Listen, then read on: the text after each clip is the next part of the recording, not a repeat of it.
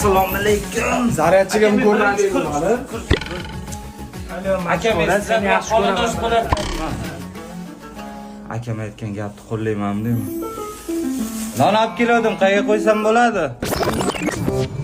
Telefon qo'y. Endi siz bilan xonadosh bo'larkansiz-da. Ana, men qayerga joylashaman? Yo'q. Noyinga otdim.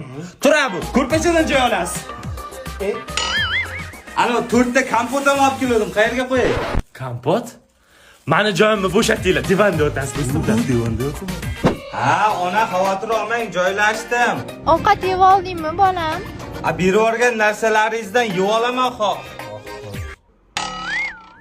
Nima deysan? Ha.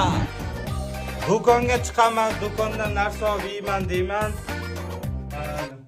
Onaning ko'ngli dalada. Biratishga tur. Nimaga? Kompot tugadi. Nonim bor-ku. Ha, noning bor. Bo'pti, ko'rpachaga o'tib ol tur. Birinchi kursga nimaga ovqat qilmayman? O'zi yaqinda kelib joylashdi. Hali birinchi kurs. Biz ham birinchi kurs bo'lganmiz. Namuncha qiynaysan bolani? Aka, kirlaringizni yuvib qo'ydim. Mana biz. Tur endi ovqatga. Unaqa emasdi. Non bo'ldi. Ha, birinchi kurs. Tur ko'rpachada. Nimaga? Noning tugadi. Pulim bor-ku. Ha, puling bormi? Bo'lsa gilamda yot. Ukam, o'qish kerak. O'qigan odam xor bo'lmaydi. Mana Toshkentga kelib maza qilib yuribman, ko'rib turibsan. O'qi ukam. Nimaga kechqurun ishlaysiz?